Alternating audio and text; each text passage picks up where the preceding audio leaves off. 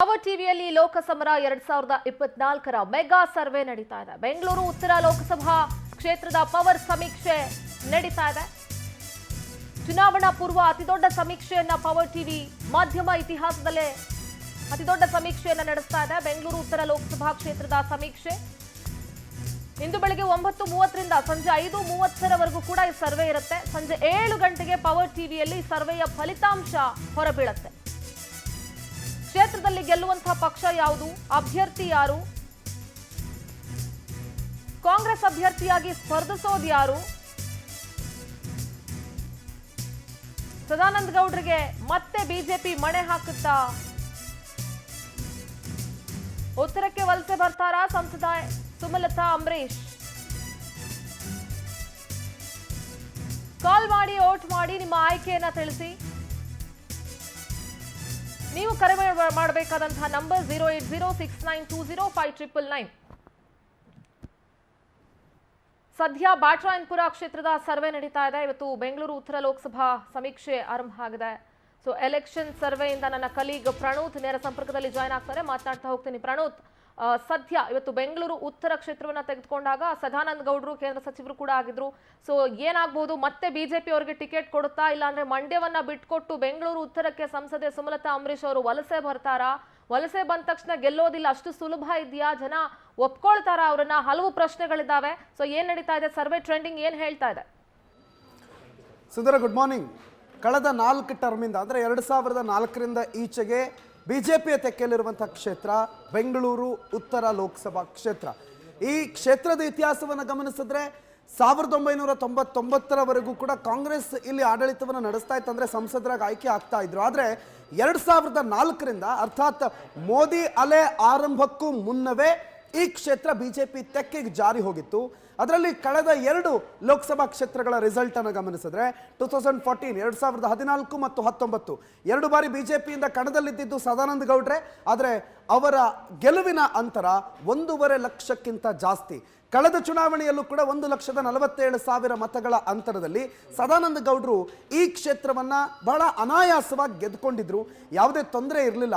ಎದುರಾಳಿಯಾಗಿ ಅವರಿಗೆ ಕೃಷ್ಣ ಬೈರೇಗೌಡರು ನಿಂತಿದ್ರು ಕೂಡ ಅವರು ಬಹಳ ಸುಲಭವಾಗಿ ಈ ಕ್ಷೇತ್ರವನ್ನ ತಮ್ಮ ತೆಕ್ಕೆಗೆ ತೆಗೆದುಕೊಂಡಿದ್ರು. ಇದರ ಸಾರಾಂಶ ಏನು ಅಂತಂದ್ರೆ, ಬಿಜೆಪಿಯ ಭದ್ರಕೋಟೆಗಳು ಅಂತ ಕರೆಸಿಕೊಳ್ಳುವ, ಅದರಲ್ಲೂ ಪ್ರಮುಖವಾಗಿ ಬೆಂಗಳೂರಿಗೆ ನಾವು ಸೀಮಿತ ಮಾಡಿದಾಗ ಬೆಂಗಳೂರಿನಲ್ಲಿ ಬಿಜೆಪಿ ಸ್ಟ್ರಾಂಗ್ ಇರುವಂಥ ಲೋಕಸಭಾ ಕ್ಷೇತ್ರಗಳ ಪೈಕಿ ಈ ಕ್ಷೇತ್ರ ಕೂಡ ಒಂದು.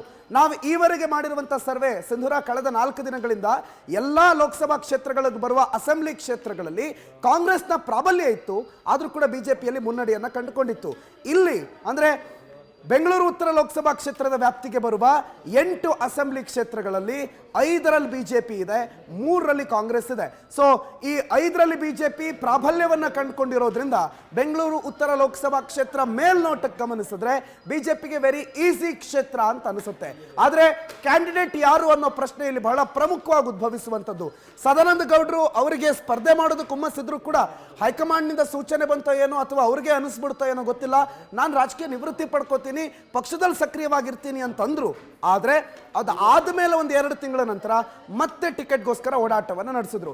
ಈ ಕಡೆ ಮಂಡ್ಯದಿಂದ ನಾನು ಕಣಕ್ಕಿಳಿಲೇಬೇಕು ಅಂತಿದ್ದಂಥ ಸಂಸದೆ ಸುಮಲತಾ ಒಂದು ವೇಳೆ ಮಂಡ್ಯ ಟಿಕೆಟ್ ಅವ್ರ ಕೈಗೆ ಸಿಕ್ಕಿಲ್ಲ ಅಂತಂದ್ರೆ ರಾಜಕೀಯ ಭವಿಷ್ಯಕ್ಕೋಸ್ಕರ ಅವರನ್ನು ಬೇರೆ ಕಡೆ ಒಂದು ವೇಳೆ ವಲಸೆ ಕಳಿಸೋದೇ ಆದರೆ ಅದು ಬೆಂಗಳೂರು ಉತ್ತರ ಲೋಕಸಭಾ ಕ್ಷೇತ್ರವೇ ಆಗಿರುತ್ತೆ. ಆದರೆ ಸಂಸದೆ ಸುಮಲತಾ ಇದಕ್ಕೆ ಒಪ್ತಾರಾ ಅನ್ನೋದು ಕೂಡ ಇಲ್ಲಿ ಕ್ವಶನ್ ಮಾರ್ಕ್ ಆಗಿ ಉಳ್ಕೊಂಡಿರುವಂತಹ ಪ್ರಶ್ನೆ. ಇನ್ನುಳಿದಂತೆ ಸಿಕ್ಕಲ್ ರಾಮಚಂದ್ರ ಅವರು ಕೂಡ ಇಲ್ಲಿನ ಆಕಾಂಕ್ಷಿ, ನಂದೀಶ್ ರೆಡ್ಡಿ ಅವರು ಕೂಡ ಇಲ್ಲಿನ ಆಕಾಂಕ್ಷಿ, ಬಹಳ ಪ್ರಮುಖವಾಗಿ ಸಿಟಿ ರವಿ ಬರ್ತಾರೆ ಅನ್ನೋ ಮಾತುಗಳು ಕೂಡ ಇಲ್ಲಿ ಬಹಳ ಕೇಳಿ ಬರ್ತಾ ಇದೆ. ಸೊ ಬಿಜೆಪಿಯಲ್ಲಿ ಹಲವು ಆಪ್ಷನ್ಸ್ಗಳಿದೆ. ಆ ಹಲವು ಆಪ್ಷನ್ಸ್ಗಳಲ್ಲಿ ಒಂದನ್ನು ಚೂಸ್ ಮಾಡೋದು ಬಿಜೆಪಿ ಬಹಳ ಕಷ್ಟವಾದಂಥ ಆಪ್ಷನ್ ಅಲ್ಲ.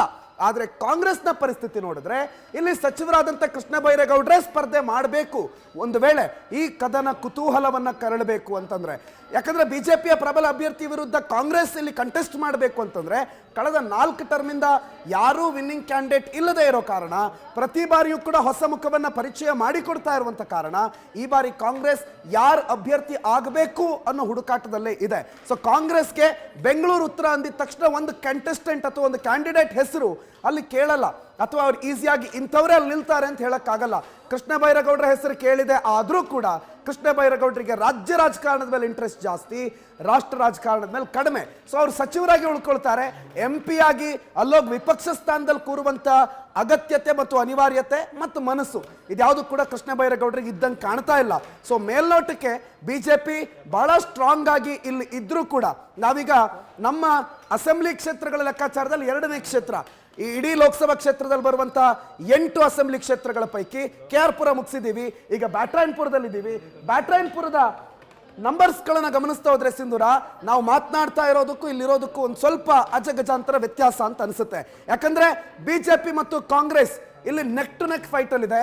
ಅಗೈನ್ ಕಾಲ್ಸ್ಗಳು ಹೆಂಗಿದೆ ಅಂತಂದ್ರೆ ಅಲ್ಲೊಂದು ಆ ಕಡೆ ಬಿಜೆಪಿಗೆ 2 ಕಾಲ್ ಬಂದ್ರೆ ಈ ಕಡೆ ಕಾಂಗ್ರೆಸ್ಗೆ 2 ಕಾಲು, ಒಂದು ರೀತಿಯಲ್ಲಿ ಸಮದೂಗಿಸ್ಕೊಂಡು ಹೋಗುವಂತಹ ರೀತಿಯ ವಾತಾವರಣ ಈ ಕ್ಷಣಕ್ಕೆ ನಿರ್ಮಾಣ ಆಗಿದೆ. ಆದ್ರೆ ಬ್ಯಾಟರಾಯನಪುರ ಕ್ಷೇತ್ರ ಆಗಿರೋದ್ರಿಂದ ಗೊತ್ತಿಲ್ಲ ಕಾಂಗ್ರೆಸ್ನ ಪ್ರಾಬಲ್ಯವೋ ಅಥವಾ ಈ ಕ್ಷೇತ್ರದ ಒಟ್ಟಾರೆ ಚಿತ್ರಣವೇ ಹೀಗೋ ಗೊತ್ತಿಲ್ಲ. ಆದ್ರೆ ಈ ಕ್ಷಣಕ್ಕೆ ಮಾತ್ರ ಬಹಳ ನೆಕ್ ಟು ನೆಕ್ ಫೈಟ್ ಇದೆ. ಇಲ್ಲಿ ಬಿಜೆಪಿ ಅಭ್ಯರ್ಥಿ ಯಾರು ಅನ್ನೋ ಪ್ರಶ್ನೆಯೂ ಉದ್ಭವ ಇರುವಂತ ಸಂದರ್ಭದಲ್ಲೇ ಬಿಜೆಪಿ ಪರವಾಗಿ ಮತ್ತು ಕಾಂಗ್ರೆಸ್ ಪರವಾಗಿ ಮತಗಳು ಕೇಳಿ ಬರ್ತಾ ಇದೆ.